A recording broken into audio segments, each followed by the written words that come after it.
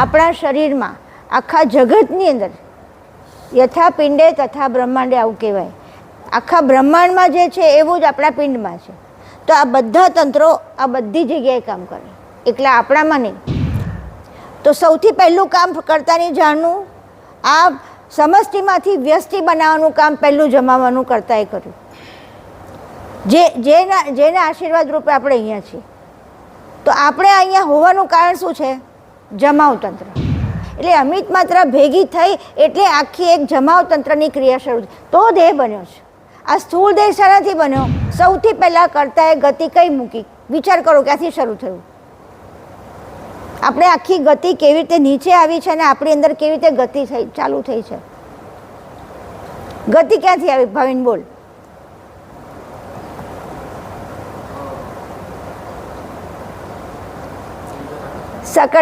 સકર્તાના ચરણો છે, પરમ ગુરુ રૂપ છે, ગતિ છે. પહેલી જ ગતિ ત્યાં અંશ રૂપ પરમ ગુરુને પ્રગટ થયા, એ પહેલી ગતિ છે કર્તાની. ઉપજણ થઈ ને, આ ઉપજણ પહેલી ગતિ. એક પણ વસ્તુ એવી નથી કે જ્યાં ગતિ નથી. હા, દૂધથી દેહમાં બધા પદાર્થોનું પરિવર્તન, ટ્રાન્સફોર્મેશન, જ્યાં જ્યાં પરિવર્તન છે ત્યાં ગતિ છે. અને આખું જગત પરિવર્તનશીલ છે. આમ આખી ગતિનું મૂળ છે કયું? કર્તાની ઉપજણ.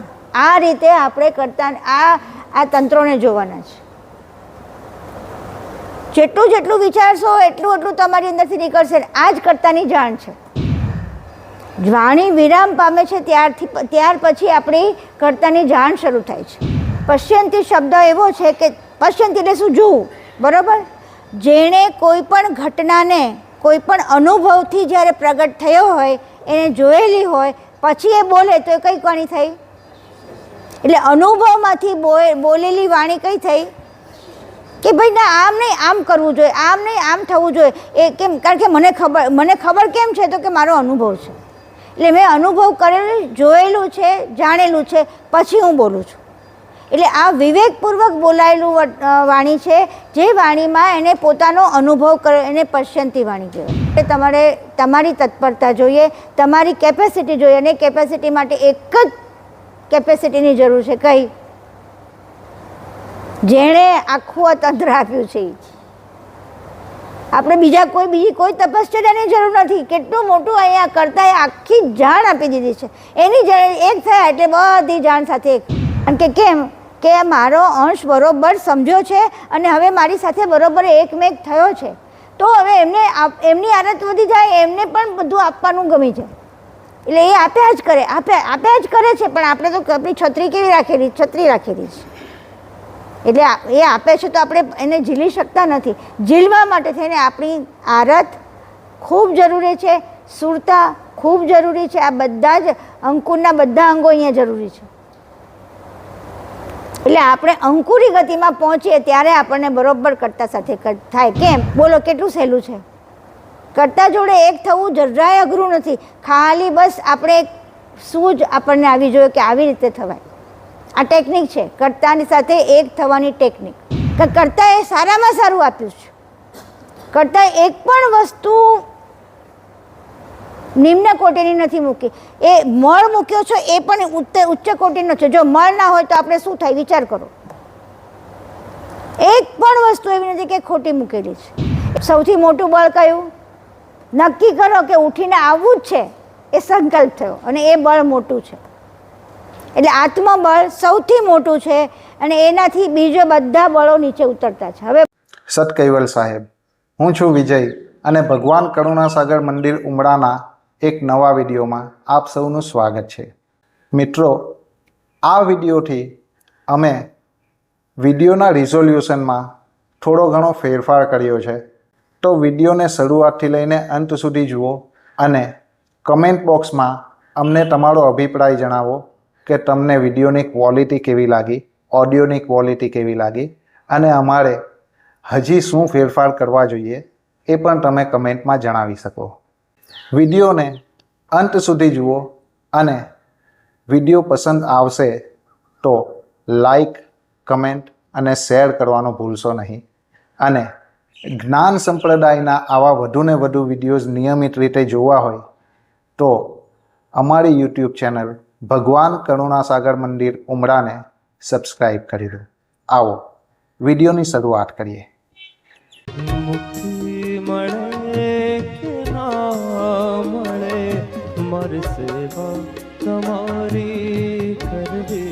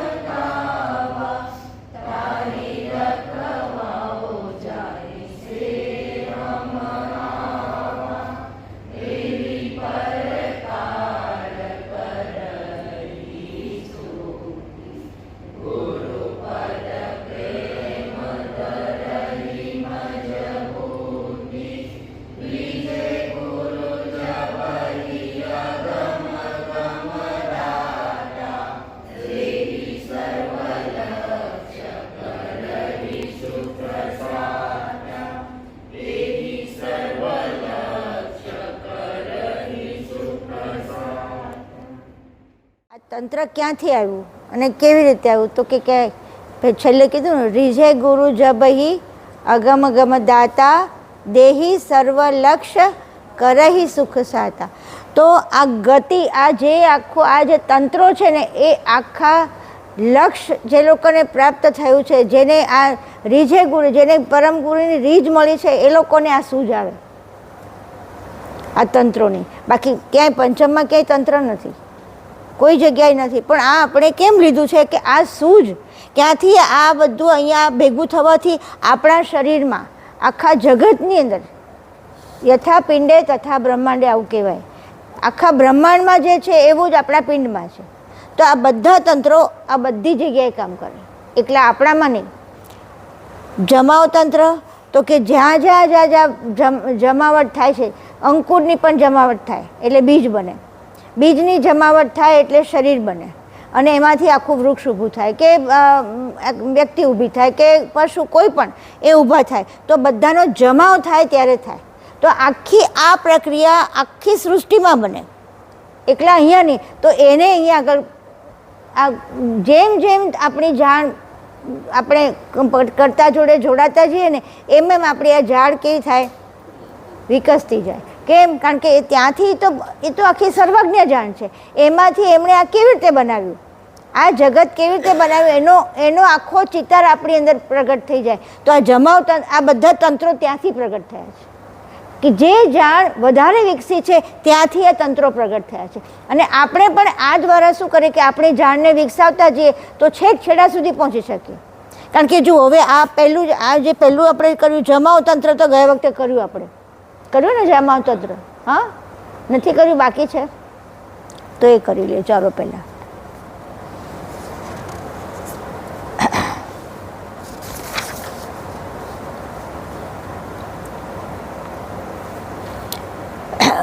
જમાવ તંત્ર ક્યાંથી થયું થાય? વાયુ એટલે પૃથ્વીનો અપાન વાયુ, અહીંયા વાયુ ભેગા થાય. હું આ તો મેં તત્વો એટલા માટે લખ્યા છે કે આપણી અંદર સમજણ આવે. આ વાયુની આપણો વાયુ તત્વ છે, એમાંથી પૃથ્વી તત્વનો અપાન વાયુ ભેગો થાય એટલે જમાવાનું શરૂ થાય. કારણ કે અપાન વાયુનું કામ શું છે? પૃથ્વીનું કામ શું છે? ભેગું કરવાનું. એટલે પૃથ્વી હંમેશા જળ અને કેવી છે? સખત. એ આકારવાળી છે, એટલે આકાર કરવા માટે શું કરવું પડે? જામવું પડે બધું. તો એ જમાવ તંત્ર છે, એ અપાન વાયુ ભેગો થાય વાયુમાં ત્યારે એ જમાવી શકે. હવે આ જમાવવાનું કામ એ એટલું મોટું છે કે કર્તાએ પહેલેથી જ જમાવવાનું કામ શરૂ કર્યું. વિચાર કરો કે કર્તાએ જ્યારે સંકોચન કરવાનું શરૂ થયું ત્યારે એ વ્યક્તિ બની. કર્તાની આખી જાણ છે એને પહેલાં કેવી રીતે આખી પ્રકાશ બ્રહ્મવૃત્તિમાં લીધી. પ્રકાશ બ્રહ્મવૃત્તિમાંથી ક્યાં આવી? નિરંજન તત્વ. આમ કરતાં કરતાં ધીમે આકર્ષણ, પછી એમાંથી ઉર્જામાંથી આપણે મહાતત્વ કારણે બધાને અંદર અંદર અંદર અંદર ધીમે ધીમે નીચે ઉતરતા ગયા, ત્યારે જમાવતા ગયા છે, ત્યારે આખો એક દેહ બન્યો છે. તો સૌથી પહેલું કામ કર્તાની જાણનું, આ સમષ્ટિમાંથી વ્યષ્ટિ બનાવવાનું કામ પહેલું જમાવવાનું કર્તાએ કર્યું. જેના આશીર્વાદ રૂપે આપણે અહીંયા છીએ. તો આપણે અહીંયા હોવાનું કારણ શું છે? જમાવ તંત્ર. હવે આ જો સમજ પડી જાય તો ખબર પડે તો કે એમાં ક્યાંથી આવ્યું? તો કે કર્તાએ ક્યાંથી બનાવ્યું? બ્રહ્મ સૃષ્ટિમાં વાયુ ક્યાંથી આવ્યો? હા, વાયુ ક્યાંથી આવ્યો? બ્રહ્મ સૃષ્ટિનું પેલું જો પહેલાંની અર્ધમાત્રા, અવ્યાકૃતની શુદ્ધ અવ્યક્તની ભાસ માત્રામાંથી આખું આ આવ્યું છે. એ ભાસ માત્રામાંથી અવ્યાકૃતની શુદ્ધ અવ્યાકૃતની ભાસ માત્રામાંથી આ આખો વાયુ પ્રગટ થયો. હવે એ વાયુમાંથી પછી આ એની સાથે પાછું કઈ માત્રા ભેગી થઈ? અમિત માત્રા. ના, અમિત માત્રા નહીં, કઈ માત્રા? હા, અમિત માત્રા. આ ભેગી થઈ ત્યારે આખી આ બધી જમાવ તંત્રની ક્રિયા શરૂ થાય. નહીં તો ના થાય, કારણ કે રજોગુણની છે, પૃથ્વી તત્વ રજોગુણનું છે ને, એટલે અમિત માત્રા ભેગી થઈ એટલે આખી એક જમાવ તંત્રની ક્રિયા શરૂ થઈ. તો દેહ બન્યો છે. આ સ્થૂળ દેહ શાનાથી બન્યો? વાયુનું કયું? નહીં, વાયુનું કયું? કઈ માત્રા થઈ? અર્ધ માત્રા. અવ્યક્ત, શુદ્ધ અવ્યક્ત ભાસ માત્રા કોઈ?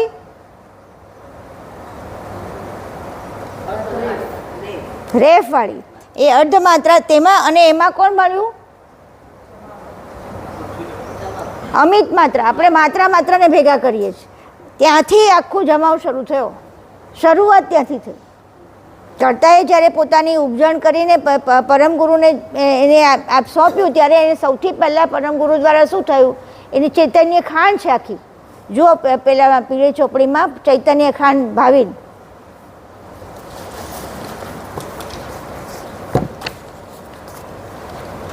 જે લોકો પાસે પીળી ચોપડી છે જુઓ પરમ ગુરુ અરુણેશ ચૈતન્ય ખાંડ રૂપ પ્રદેશ. આ ચૈતન્ય ખાંડમાંથી પતિની ઉપજણથી અહીંયા આગળ શુદ્ધ અવ્યક્ત શુદ્ધ અર્ધમાત્રા એ ત્યાંથી અવ્યાકૃત થઈ અને પછી ત્યાંથી આખો જમાવ શરૂ થયો. કોની જોડે મળી? શુદ્ધ મહદ અવ્યક્ત શુદ્ધ અમિત માત્રા. ત્યાંથી મહદ અવ્યક્ત શુદ્ધ રજોગુણ. આ બધું ભેગું થયું છે ત્યારે જમાવ શરૂ થયો. ને રજોગુણમાંથી સૌ કયું લીધું? પૃથ્વી તત્વ. એ પૃથ્વી તત્વનો પછીનો કયો પાછો? અપાન વાયુ. વિચાર કરો કેટલા સૂક્ષ્મમાં ગયા. આ સંકોચન કરવા માટે એમણે કેટલું બધું કર્યું.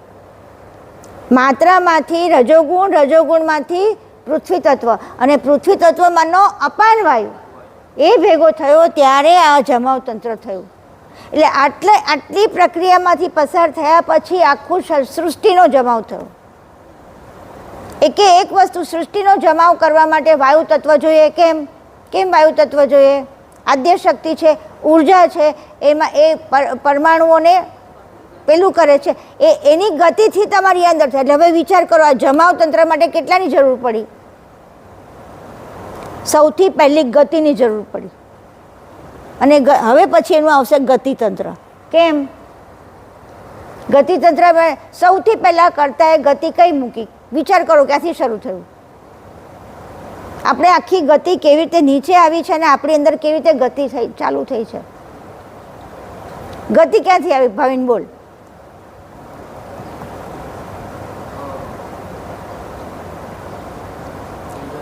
સકર્તાના ચરણો છે, પરમ ગુરુ રૂપ છે, ગતિ છે. પહેલી જ ગતિ ત્યાં અંશ પરમ ગુરુને પ્રગટ થયા, એ પહેલી ગતિ છે કર્તાની. ઉપજણ થઈ ને, આ ઉપજણ પહેલી ગતિ. આ ગતિથી બધી ગતિ આવી.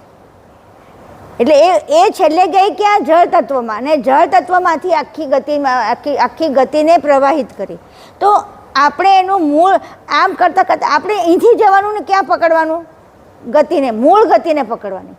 ગતિ આપણે હવે સૃષ્ટિમાં જુઓ, હવે તમે યાદ કરો, આપણે ઝાડને ખીલવવી છે. અહીંયાથી પેલું ઉવા શીખવું ને તમે પેલું કરીએ એમ નહીં, આપણે આપણી ઝાડને ખીલવીએ. કેવી રીતે? ગતિ ક્યાં ક્યાં દેખાય છે? ચાલો તમે બોલો, એક એક પછી બધા યાદ કરીને બોલો. ગતિ ક્યાં દેખાય છે? સૌથી પહેલી ગતિ ક્યાં દેખાય આપણને? સાધારણ આપણી બધી ક્રિયામાં જ જુઓ તમે, ગતિ ક્યાં દેખાય? હા, ચાલવામાં. સૌથી પહેલી ગતિ ચાલવામાં. પછી હા, પવનમાં. બીજે શ્વાસ લેવામાં. બરોબર. એટલે બધા તમે જુઓ, તમને ગતિ ક્યાં દેખાય?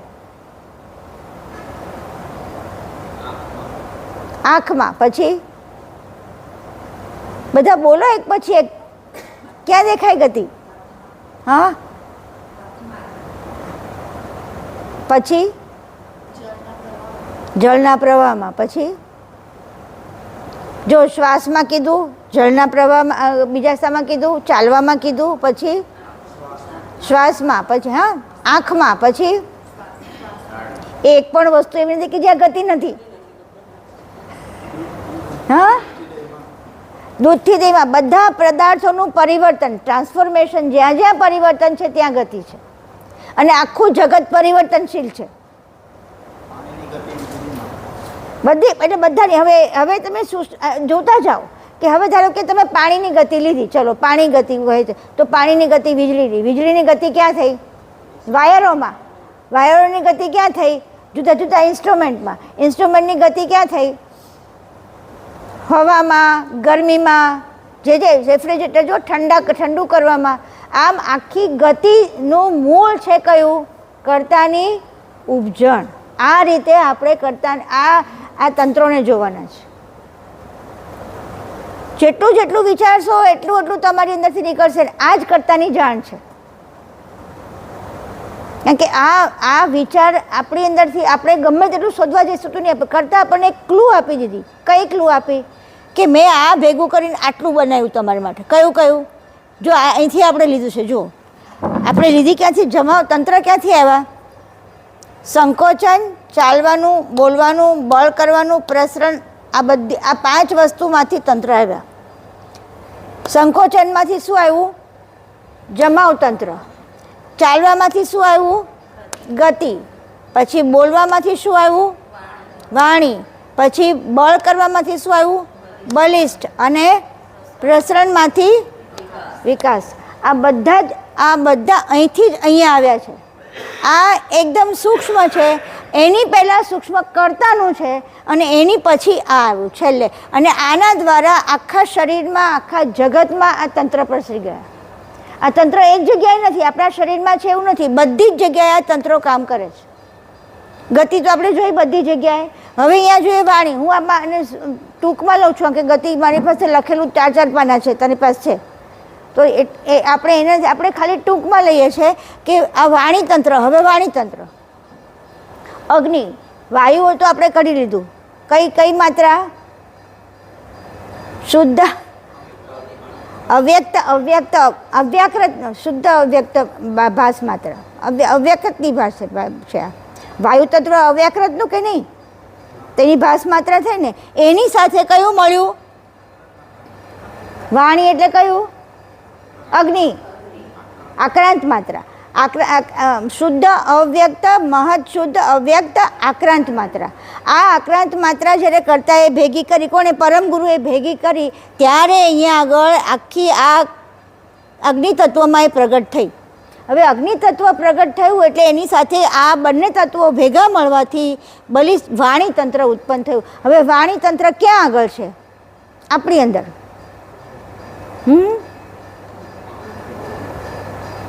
ક્યાં છે વાણીતંત્ર? આખા શરીરમાં છે. ક્યાંથી? બધા દરેક ચક્રમાંથી વાણી છે. 52 અક્ષરની વાણીનો પ્રવાહ છે. એ આખો 52 અક્ષર આપણી કઈ ગતિમાં છે? 52 આંગળની ગતિમાં. આ વાણીતંત્ર આખું તમે જોજો.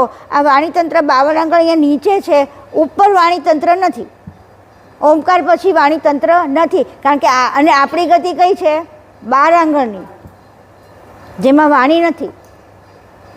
વાણી વિરામ પામે છે ત્યાર પછી આપણી કર્તાની જાણ શરૂ થાય છે. પણ આવ્યું ક્યાંથી? તો કે ત્યાંથી આવ્યું. ક્યાંથી? બધું આવ્યું કર્તા પાસેથી, પણ એમણે આખો વિસ્તાર કર્યો ત્યારે એ વાણી તંત્રમાં પ્રગટ થયું. હવે વાણી કેવી રીતે, કેટલી વાણી છે તો આપણને ખબર છે. કઈ વાણી? પહેલેથી બોલજો, નીચેથી બોલો. પહેલા વૈખરી, પછી મધ્યમાં, પછી પશ્યંતી, પછી પરા, પછી આકાશ, પછી નેયક્ષર અઘોરવાણી, પછી અમૃતવાણી. આટલી. હવે આ અઘોરવાણી, આકાશવાણી અને અમૃતવાણી કે ચેતવાણી, જે પણ ચૈતન્ય, તો આ ત્રણે વાણીઓ વાણી પ્રગટ નથી. એ વાણીને અંદરથી કર્તાની સમજથી સાથે સમજવાની છે. એ વાણી પ્રગટ નથી, પણ એ સમજની અંદર છે આ વાણી. ત્રણે. એટલા માટે અહીંયા આ વાણીનો સમૂહ જ્યારે અક્ષરો ઉત્પન્ન થાય, 52 અક્ષરો, ત્યાંથી આખી આપણે જે બોલીએ છીએ તે વાણી થાય. હવે કોઈ સમજાવશે વૈખરી વાણી કઈ? આપણે બોલીએ અત્યારે આપણે વૈખરી વાણી છે. હવે આ વૈખરી વાણીમાં જ મધ્યમાં છે, પશ્યંતી છે ને પરા છે. કેવી રીતે? હા, બોલો. કઈ વાણી? શું મને? શ્વાસની વાણી. સ્વાર્થના ભાવાર્થવાળી વાણી એ બરોબર, એકદમ તમે જે લીધું છે ને આખી લાઈન બરોબર જ લીધી. સ્વાર્થની વાણી એટલે કઈ? વૈખરી વાણી, જેમાં તમે તમારું પોતાના કંઈક કામ અર્થે બોલતા હો, તે કઈ વાણી છે? સ્વાર્થની. પછી હવે તમે જ ક્રમ બોલો.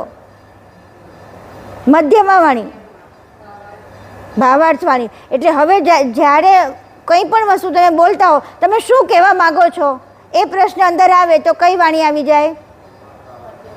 મધ્યમાં. કારણ કે કેમ? શાના માટે? એનો આખો પર્પઝ, એનો હેતુ, એનો ભાવ, એ બધી તમને ખબર પડી જાય. એટલે મધ્યમાં બોલાતી હોય વૈખરી, પણ જે લોકો જાણવાળા છે એ લોકો આ બધી વાણીને ઓળખી શકે, એનું મૂળ ઓળખી શકે કે ક્યાંથી આવ્યું આ. પછી મધ્યમાં પછી કઈ? પશ્યંતી. હવે પશ્યંતી એટલે શું? હા, ના, ગુહ્ય નથી. પશ્યંતી ગુહ્ય નથી. હા, શબ્દાર્થ, પછી ભાવાર્થ, પછી રહસ્યાર્થ. રહસ્યાર્થમાં કઈ આવશે?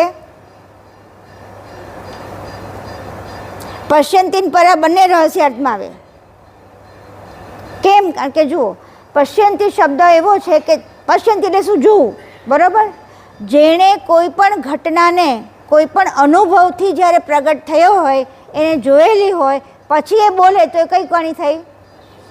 એટલે અનુભવમાંથી બોલેલી વાણી કઈ થઈ? કે ભાઈ ના આમ નહીં આમ કરવું જોઈએ, આમ નહીં આમ થવું જોઈએ. એ કેમ? કારણ કે મને ખબર કેમ છે? તો કે મારો અનુભવ છે. એટલે મેં અનુભવ કરેલું, જોયેલું છે, જાણેલું છે, પછી હું બોલું છું. એટલે આ વિવેકપૂર્વક બોલાયેલું વાણી છે, જે વાણીમાં એને પોતાનો અનુભવ કરે, એને પશ્યંતી વાણી કહેવાય. હવે એ તમે થોડા વધારે સૂક્ષ્મમાં જાઓ તો જે લોકોએ ધ્યાન દરમિયાન જે જોયેલું હોય, ધ્યાન દરમિયાન સમજેલા હોય, એને પશ્યંતી કહેવાય. અથવા તો તમે આખો દિવસ જો સમજો, આખો દિવસ ધારો કે તમે ગ્રંથ વાંચન કરતા હો, આખો દિવસ તમે એમાં જ તમારું જીવ પરાવાયેલો હોય, તો શું થાય? ઘણી વખત તમે ઊંઘમાં હોય ને તો પણ તમને ચોપાઈઓ દેખાય અને ચોપાઈઓનો અર્થ તમારી અંદર પ્રગટ થાય. તો આ કઈ થઈ? આ પશ્યંતી વાણી, કે જેની સાથે તમે એકાકાર થઈ ગયા છો ને એ તમારી સામે પ્રગટ થઈ જાય છે. એ પ્રગટ થઈને પછી તમને સમજાય છે, તો એ કઈ થઈ? અને પછી એ વાણી તમે બોલો છો, તો એ કઈ થઈ? પશ્યંતી વાણી. અને પરાવાણી ક્યાં છે? નાભીમાં છે. હા, નાભીમાં છે. એટલે પરાવાણી એ સીધી કનેક્ટ થાય છે કોને? નાભી કોને કનેક્ટ થાય? અહીંયાના ઓમકાર પ્રણવને. આ ઓમકાર પ્રણવમાંથી નીકળેલી, એટલે આ બ્રહ્મની આસપાસનું બધું જે આખું સમજાવે ને, એની પહેલાંનું એ પરાવાણી છે. ને એ પરાવાણીથી ઉપર જ્યારે કોઈ જાય ત્યારે કઈ વાણી બની જાય? કઈ? આકાશવાણી. આકાશવાણી ક્યાં, શામાં છે? કયા પેલામાં છે? કયા દેહમાં છે? પરમ કારણના કેટલા નંબરમાં ભાવિન? 1 નંબરમાં છે. આકાશવાણી 1 નંબરમાં છે. 1 નંબરમાં તમારું ક્યાં હોય? બ્રહ્મ અને નિરંજન, આની વચ્ચે તમારી સુરતા હોય. અને એ વખતે તમારી અંદર જે પ્રગટ થાય એ આકાશવાણીના રૂપે પ્રગટ થાય. એ સુરતા તમે સાંભળી શકો, બીજા કોઈ સાંભળી શકે નહીં. કારણ કે કેમ? કારણ કે તમે તે પ્રદેશમાં પહોંચેલા છો. તમારી સુરતા એ પ્રદેશમાં છે, એટલે તમે એ વાણીને તમે સાંભળી શકો. અને જે લોકો એ સુરતામાં, એ પ્રદેશમાં પહોંચેલા લોકો બધા સાંભળી શકે. પણ એ સમય હોવા જોઈએ, કારણ કે અવસ્થા એ સમયે એવી હોવી જોઈએ કે તમારી સુરતા આ બંનેમાંની વચ્ચે ફરે છે. એટલે આ આખી બધી ગતિ છે ને, એ ગતિ જ્યારે વ્યક્તિની પોતાની આત્મગતિ, એટલે અંશની ગતિ જેવી રીતે જે દેહમાં જાય એ દેહની વાણીને પકડે. આજ કોઈ પણ બોલેલું હોય, સપોઝ કે તમે મહેશભાઈ કોઈ વાણી બોલતા હોય, સમજતા, તો આપણી બધાની સમજણ અલગ અલગ છે. મહેશભાઈ કહેતા હોય એની બધાની સમજણ, કારણ કે કેમ? એ જ્યાંથી બોલતા હોય એને પકડો તો તમે પરાવાણીને સમજશો. તમે પોતે પરામાં પહોંચ્યા છો ને તમે એની સુરતાને પકડો છો. પછી તમે જ્યારે એ બોલતા પણ એનાથી કંઈ નીચેની વસ્તુ સમજાય છે, તો તમારી કઈ વાણી થઈ જાય? પશ્યંતી. એટલે એમણે જે અનુભવ્યું છે એ તમે અનુભવો. સમજાયું તમને? પહેલાં તો તમે એની સાથે ને સાથે જ રહો તો પરાવાણીને બરાબર પાકી સમજી શકો. પણ પછી એમણે અનુભવ્યું છે એની આપણને ખાતરી છે, એટલા માટે આપણે એના અનુભવ સાથે આપણો અનુભવ એક કરીએ તો આપણે કઈ વાણીમાં થઈ જઈએ? પશ્યંતીમાં જતા રહીએ. પછી આપણે એનો ભાવ કરીએ કે એનો એ જે બોલતા હોય અંદરથી આપણી અંદર ભાવ પ્રગટ થાય, અને તો શું થાય? આપણે આગળ મધ્યમાં વાણી થઈ જાય. અને પછી તો અને જ્યારે આપણને બોલતા બી આપણને એ બોલતા હોય ને આપણું મન બીજે દોડવા માંડે અને આમ થવા માંડે, મારી જોડતી વસ્તુ જ મને સમજાય, બીજું ના સમજાય, તો કઈ થઈ ગઈ? એટલે એક જ વાણીમાં બધી વાણીઓ આવેલી છે. હવે આ વાણી તંત્ર એટલું બધું મોટું છે કે બધા પશુઓની વાણી, બધા જીવજંતુઓની વાણી, બધું જ બોલતું હોય છે. એકે વસ્તુ બોલતી નથી એવી નથી, પણ એ બોલવાની આપણી ફ્રીક્વન્સી છે કે નહીં? મૂળ આપણી ફ્રીક્વન્સી જેવી. ઘણા બધા એવા મહાત્માઓ થઈ ગયા કે લોકો પક્ષીનો અવાજ, પક્ષીની ભાષા સમજતા હતા. ઘણા મહાત્મા એવા થઈ ગયા કે જે લોકો પશુઓની સાથે વાતો કરતા હતા. ફૂલો જોડે વાત કરો, છોડ જોડે વાત કરો. આ બધાની એની ફ્રીક્વન્સી મેળવવા માટે તમારે તમારી તત્પરતા જોઈએ, તમારી કેપેસિટી જોઈએ. અને કેપેસિટી માટે એક જ કેપેસિટીની જરૂર છે. કઈ? જેણે આખું આ તંત્ર આપ્યું છે.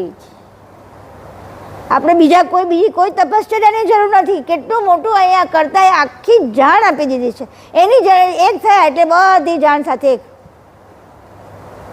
એટલે કેટલું બધું ફાયદામંદ છે કે આપણે કરતા સાથે એક થઈએ. વિચારો, અને આપણે ભલભલામાં પડ્યા રહીએ છીએ, આ કામ ને પેલું કામ ને ફલાણું કામ. કર્તાની જાણ સાથે તો એમાંય કર્તાની જાણ તો કર્તાની જાણ તો એમાંય છે. જે પણ કામ તમે કરો છો, તમને ભગવાને પરમ ગુરુએ જે કામ સોંપેલું છે આ જગતમાં રહેવા માટે, એ કામમાં પણ કર્તાની જાણ તો છે જ. હવે જાણને પકડવી જ તમારે કામને પકડવું છે. એક વખત એક હિમાંશુભાઈ કહેજો કે તમે જાણને પકડશો તો કામ થશે કે કામને પકડશો તો જાણ મળશે? તો જાણને પકડવી પહેલી જરૂરી છે ને, તો એની ટેકનિકો બધી શીખી લેવી જરૂર છે કે નહીં? તમે તમારું કોઈ પણ કામ કરો, તમને ટેકનિક આવડી જાય તો તમે આખી પ્રોસિજર સરખો કરી શકો. તો ટેકનિક જાણવા માટે કઈ જાણ છે? સુપ્રીમ જાણને લો કે જેમાં કોઈ ભૂલ ના પડે. અને એના માટે શું કરવાનું? અભ્યાસ, અભ્યાસ, અભ્યાસ, અભ્યાસ. એકલો આનો કર્સ શાસ્ત્રોનો નહીં, ભેગો પ્રેક્ટિકલ અભ્યાસ, તો જ આ કામ થશે, બાકી નહીં થાય. એટલું સમજો, કર્તાની જાણને મેળવીને કર્તાની જાણ જોડે પ્રેક્ટિકલમાંનો ઉપયોગ કરવો તો જ કર્તા ખુશ છે. કારણ કે કેમ? એને ખબર પડે કે આ મારી જાણને બરોબર સમજ્યો છે. બાકી ખબર કેવી રીતે પડે કે જાણને સમજે છે? કર્તાને કેવી રીતે? કર્તા તો બધું જાણે છે, બધું સમજે છે, પણ કર્તાને એની અત્યારે કોઈ પણ ગુરુને શિષ્યના સંબંધ હોય તો બધું તમે સમજાવી દીધા, બધું કરી દીધું, તમે ગુરુને સંતોષ થઈ ગયો કે મેં મારી રીતે કરી દીધું. પણ જ્યારે પેલું શિષ્ય સરખું કરીને આવે ને ત્યારે ગુરુ જે ખુશ થાય ને, એની આંખોમાં ખુશી હોય, એના પેલામાં જે આનંદ હોય, એની સીમા જુદી હોય. કેમ? કારણ કે મેં શીખ્યું છે ને એણે બરોબર કર્યું છે. આવું પરમ ગુરુને પણ થાય. કારણ કે કેમ?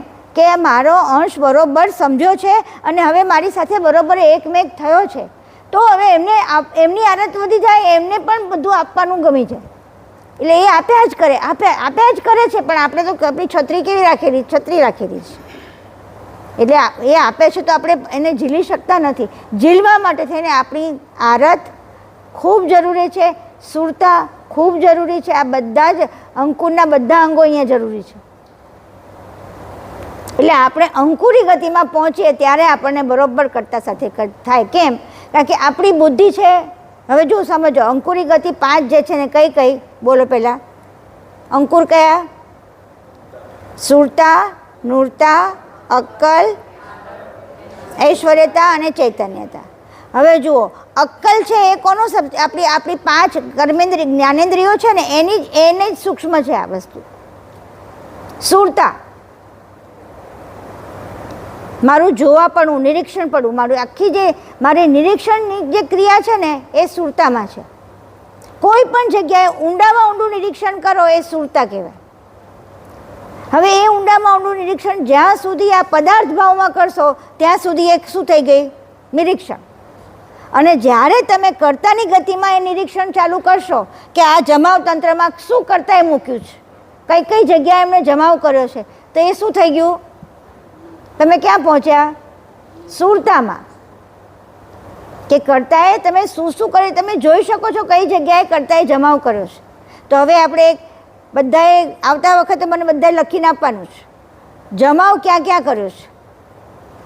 કર્તાએ જમાવ ક્યાં કઈ જગ્યાએ, જે જગ્યાએ જમાવ દેખાય એ લખી લેવાનું. પછી ડિસ્કશન કરીશું. આપણે હું એકલું ભણાવું ને તમે પેલું કરો એ રીતે નથી કરતા. આપણે ઇન્ટરેક્શન્સ કરીને આપણી જાણને, હું ને તમે બધાની જાણ ખુલશે. આમાં જેટલું આપણે કરીશું એટલી જાણ ખુલશે. તો શું કરવાનું? જમાવ ક્યાં ક્યાં છે તે, પછી બીજું ગતિ ક્યાં ક્યાં છે તે, આ લખવાનું. ભલે ટૂંકમાં લખો, અડધું વાક્ય લખો તોય વાંધો નથી, પણ એટલે જેટલી ગતિ દેખાય એટલી, આ જગતમાં જેટલી ગતિ દેખાય ગતિ લખો. એમાં ધીમે ધીમે તમે કર્તાની સૂક્ષ્મ ગતિ સુધી પહોંચી જશો. અને કર્તાની સૂક્ષ્મ સાથે ગતિ પહોંચતા તમે કર્તા જોડે એક થઈ જશો. બોલો કેટલું સહેલું છે? કર્તા જોડે એક થવું જરાય અઘરું નથી. ખાલી બસ આપણે એક સૂઝ આપણને આવી જોઈએ કે આવી રીતે થવાય. આ ટેકનિક છે, કર્તાની સાથે એક થવાની ટેકનિક. કર્તાએ બનાવેલી બધી વસ્તુને ઊંડાણથી જાઓ અંદર, એટલે પહેલાં તમારું નિરીક્ષણ બને, પછી એ તમારી સુરતા બની જાય. એવી જ રીતે નૂરતા. તો એ તમે ક્યાં આગળથી તમે હાથથી અડો એટલે તમને ખબર પડે આ ઠંડુ છે, ગરમ છે, બરાબર ને? એ વસ્તુ એ તમારી નૂરતામાં છે. સ્પર્શથી તમને ખબર પડે કે આ આવું છે, તેવું છે, ખરબચરું છે, આ બધું. આ નૂરતા જેટલા તમે અંદર જશો ને એટલી નૂરતા કામ કરશે. નૂરતા ક્યાં છે? નૂરતા કઈ જગ્યાએ છે આપણા ચક્રમાં? નૂરતા મૂલાધારમાં છે, પૃથ્વી તત્વમાં છે. ઊંડા જવાનું, મૂળમાં જવાનું કામ કયું છે? મૂલાધારમાં. એટલે મૂળમાં જવા માટેનું જે પણ કામ કરવાનું એ મૂલાધારનું છે. તો એ ત્યાં તમારી ગતિ કેવી છે? નૂરતા. હવે એ નૂરતા તમારી અંદરની દ્રષ્ટિ જ્યારે પાક્કી થઈ જાય ત્યારે એ નૂરતામાં બની જાય. આ બહારની દ્રષ્ટિ છે એ સુરતા છે, અંદરની દ્રષ્ટિએ શું છે? નૂરતા. એટલે હવે તમારું જોવાનું જ, પણ એમાં કેવી રીતે? અંદર જોવાનું. અંદર જોવાનું એટલે કેવી રીતે? ધારો કે તમે કોઈ વસ્તુ બનાવી રહ્યા છો, કોઈ પણ એક પદાર્થને કંઈ તમે ધારો કે રસોઈ બનાવી રહ્યા છો. અમે લોકો રસોઈ કરતા હોય એટલે અમને એનો દાખલો પહેલો આવે કે રસોઈ બનાવી રહ્યા છો તો પહેલાં તો સૌથી પહેલાં એની અંદર કયા કઈ વસ્તુઓ લાગી છે એ સુરતામાં છે. પછી એમાં કેટલું નાખવું, શું નાખવું, એ બધું નૂરતા. પણ એનાથી કયો સ્વાદ આવશે અને કયું તમારા માટે તમને ફાયદો કરશે, પાચન કરશે કે નહીં કરે, અને એ કઈ વસ્તુ રહેશે ને કઈ વસ્તુનું લોહી બનશે ને કઈ વસ્તુ નીકળી જશે, આની અંદરની જાણ મેળવવી એને શું કહેવાય? નૂરતા. તમે અંદર એની એ આખું હવે તમે જેટલા ધારો કે તમે એમાં લોટ લીધો છે, ખાંડ લીધી છે, તો ખાંડ તમને શું કરશે? એનું નુકસાન કરશે કે તમે એને પેલું કરશે? એની જગ્યાએ મધ લેશો તો તમને શું કરશે? તો આ બધી જ વસ્તુ તમારી અંદર જવાની જે ક્રિયા છે એ કઈ કહેવાય? નૂરતા. તો હવે આ બધા તત્વોને જાણવો અને પછી એની સાથે તમે આ રીતે કરો. હવે જુઓ, વાણીતંત્ર બોલવાની છે, અગ્નિ તત્વની બોલવાની ક્રિયા છે, અગ્નિ તત્વની બોલવાની ક્રિયા છે. એ બોલવાનું ક્યારે બની શકે? કે જ્યારે તમારી અંદર વાયુ અને અગ્નિનો કયો ઉદાન વાયુ આ ભેગો થાય ત્યારે બોલવાનું બને છે. તો કર્તાએ જ્યારે અગ્નિને અહીંયા આગળ અગ્નિના મહદ અગ્નિમાંથી અગ્નિ પ્રગટ થયો ત્યારે કરતા સુસવાટા, વાયુનો સુસવાટો ક્યાંથી આવે છે? વાયુનો સુસવાટ જ્યારે વાયુ જોરથી ફરે ને ત્યારે શું ઉત્પન્ન થાય? ઘર્ષણ. અને ઘર્ષણ ઉત્પન્ન થાય એટલે એનો ઝૂમ અવાજ આવે. આ કોની વાણી છે? વાદળાની વાણી. ત્યાંથી પકડો. તે કર્તાની વાણી કઈ? હવે મને કહો. તો ચૈતનવાણીમાં શું હોય? આપણે ત્યાંથી પકડવાનું. કાં તો અહીંથી રહીને ક્યાં જવાનું? ચેતનવાણીમાં. તો કર્તાની વાણીમાં શું હોય એટલું મને સમજાવો. કોઈ થોડુંક આટલું આપવું કરો. હા, કર્તાની વાણીમાં જાણ હોય, પણ એ જાણ તમને ક્યાંથી ખબર પડે?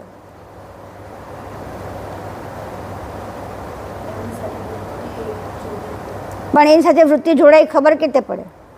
જો હું બરાબર, હા, અભ્યાસથી કેવી રીતે ખબર પડે? અભ્યાસ કરે પણ તમને ખબર કેવી રીતે પડે કે હું કર્તા સાથે જોડાઈ છું?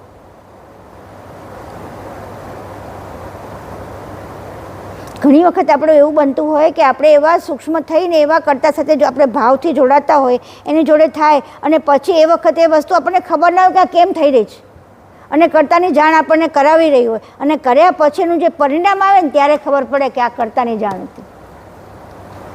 એ જ વસ્તુને વર્તમાનમાં જોવાની, એ કર્તાની સાથે જોડાયેલા કહેવાય. કે આથી મારા કર્તા અહીંયા આગળ કર્તા શું કહેવા માગે છે અને આ કર્તા અત્યારે શું કરાવવા માગે છે એની તમને જાણ આવી જાય એટલે શું થઈ ગયું? તમારું વાણીતંત્ર બળવાન થઈ ગયું. પછી તમે જે કહો એ બધું કામ એ સત્ય વચન બની જાય. કેમ? તો ત્યાં એ કઈ વાણી આવે? ચેતવાણી. એ ચેતવાણી તમારી અંદર જ એ ચેતવાણી, વૈખરી વાણીમાંથી ચેતવાણી પ્રગટ થાય. ક્યારે?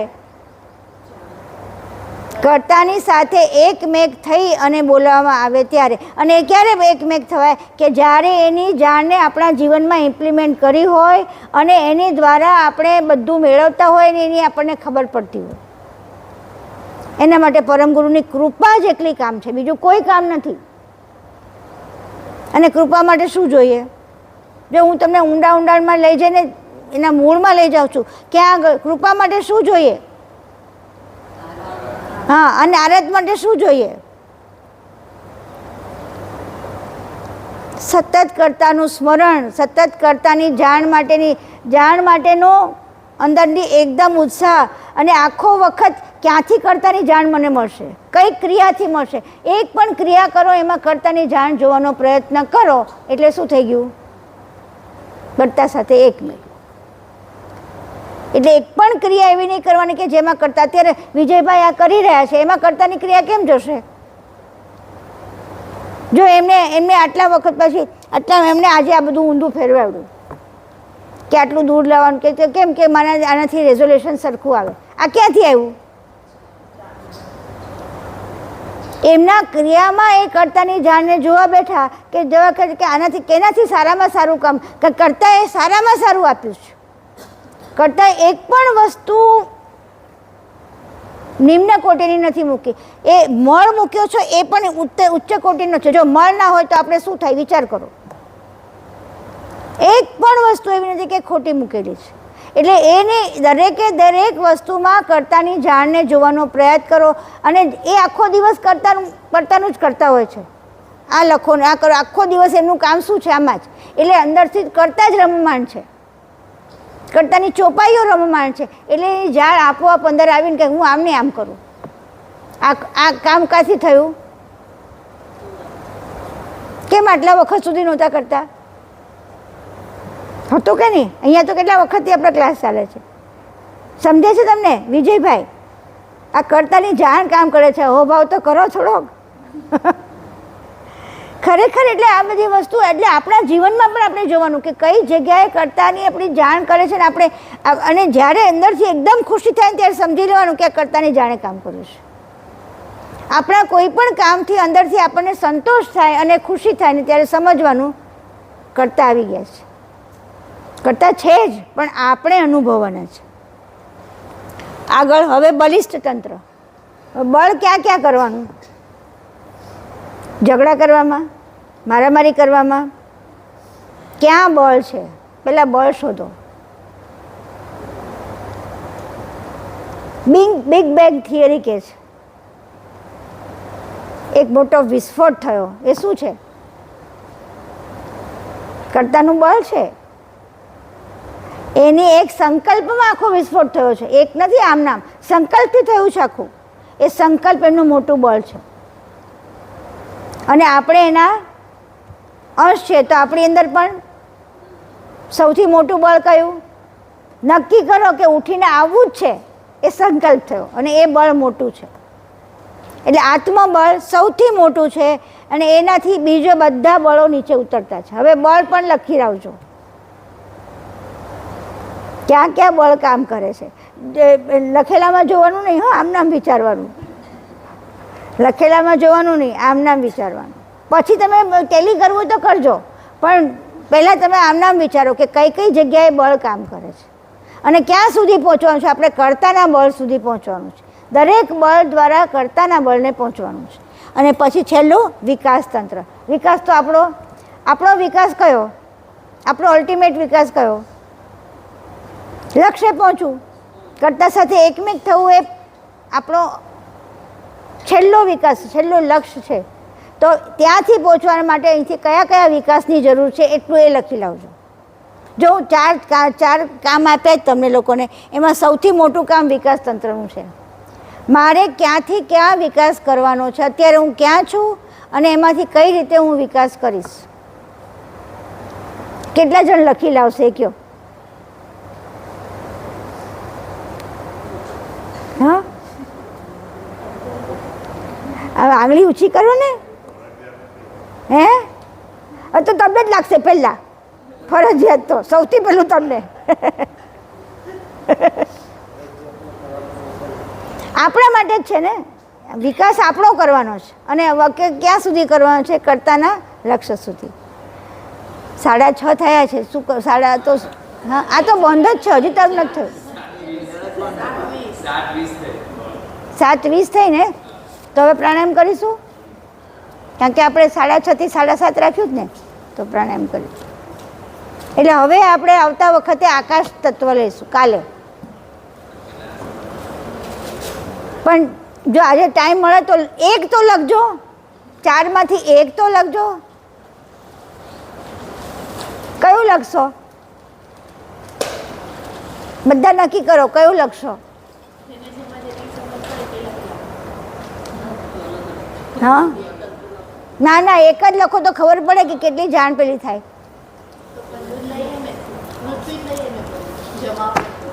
જમાવતંત્ર, ચાલો જમાવતંત્ર ક્યાં ક્યાં જમાવણ કરો છો જુઓ.